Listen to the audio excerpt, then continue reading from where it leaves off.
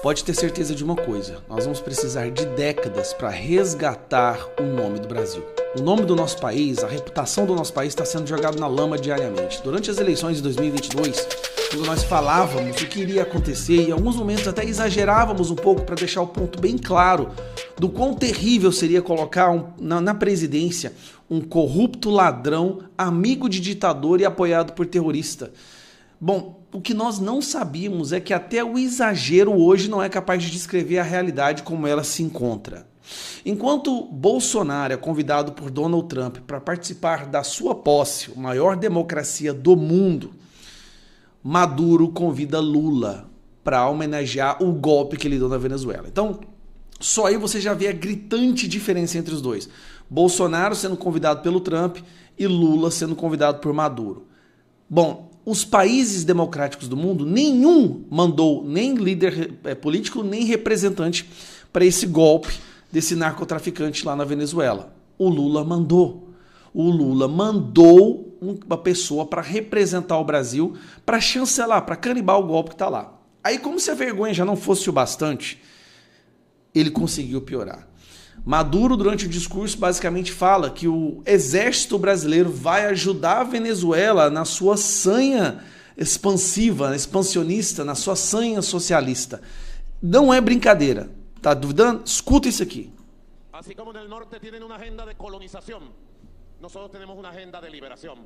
Y la agenda nos la escribió Simón Bolívar. Está pendiente la libertad de Puerto Rico. Y la lograremos, Brennan. Con las tropas de Brasil. Com quem? Con las tropas de Brasil. Y Abreu de Lima irá al frente. Batallón Abreu de Lima para liberar Puerto Rico. ¿Qué te parece? ¿Ah?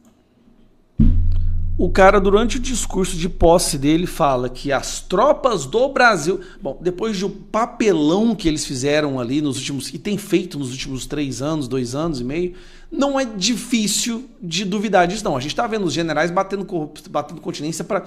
Quando ele veio aqui, os generais do Brasil bateram continência para esse narcotraficante. Ele vai e fala isso aqui, ó.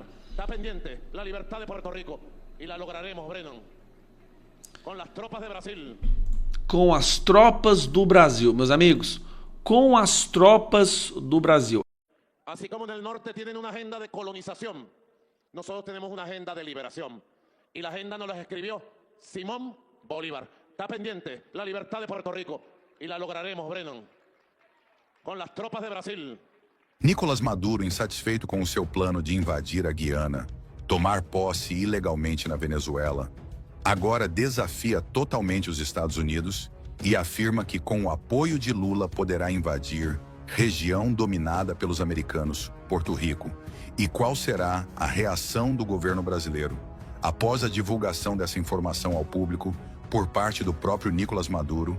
E qual será a poderosa reação de Donald Trump em relação a essas falas do ditador da Venezuela, em um momento que Donald Trump vem cobiçando várias regiões do nosso planeta e afirmando que poderá até mesmo usar a força militar? Sejam todos bem-vindos a mais um vídeo do canal. Ative o sininho das notificações e deixe seu like.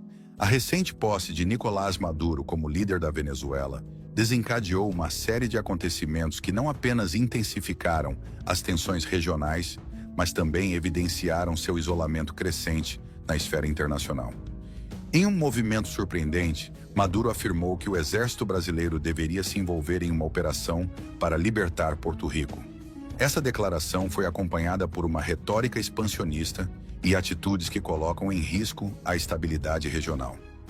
No dia 12 de janeiro de 2025, Maduro declarou publicamente que o exército brasileiro poderia libertar Porto Rico, uma provocação direta aos Estados Unidos.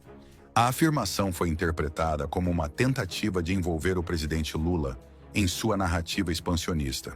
Maduro já havia declarado em outros momentos que, se ele cair, Lula cairá junto.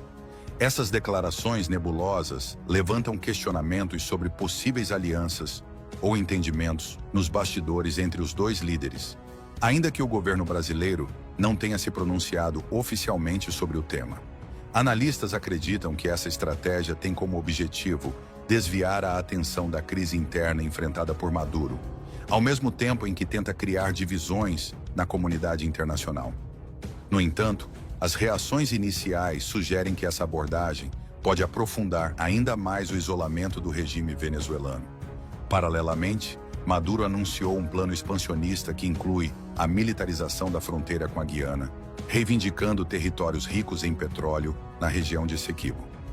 Essa área de alta relevância econômica e estratégica é alvo de disputas históricas, mas a postura agressiva do ditador venezuelano tem sido amplamente condenada.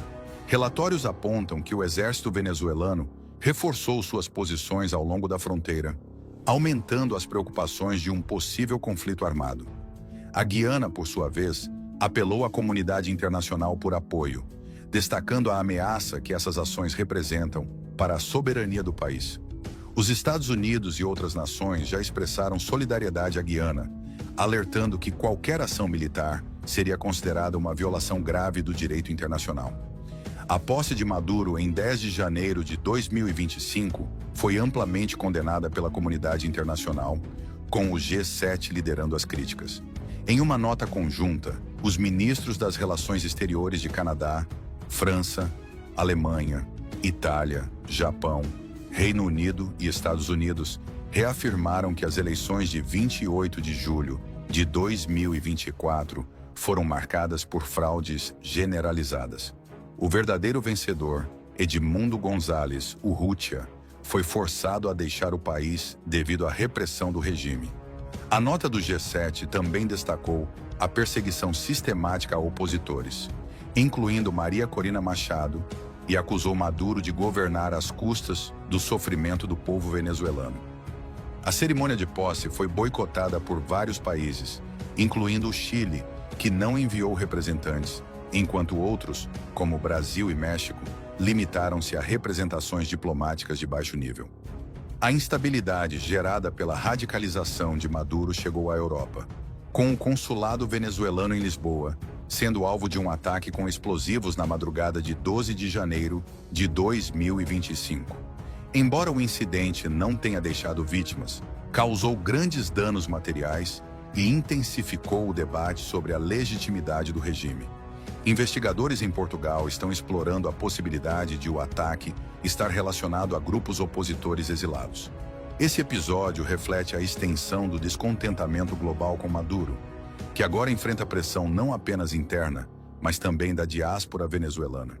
Em resposta à escalada autoritária de Maduro, os Estados Unidos aumentaram a recompensa por informações que levem à sua captura, elevando o valor para 25 milhões de dólares. O Reino Unido anunciou sanções adicionais contra 15 membros do alto escalão chavista, enquanto a União Europeia reiterou sua posição de que Maduro carece de legitimidade como líder eleito democraticamente. As sanções visam pressionar o regime de Maduro a reconsiderar suas ações, mas também servem como um alerta de que a comunidade internacional não tolerará violações dos direitos humanos e da soberania de outros países.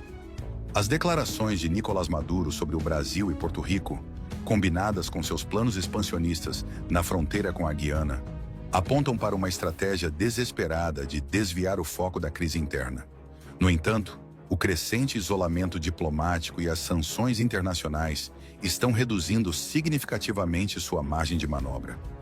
O ataque ao consulado em Lisboa e o aumento da recompensa por sua captura colocam Maduro em uma posição semelhante à de grandes figuras consideradas ameaças globais. Sua radicalização não apenas compromete sua sobrevivência política, mas também ameaça desestabilizar toda a região. Com a economia venezuelana em colapso e a oposição fortalecida, o futuro de Maduro parece cada vez mais incerto.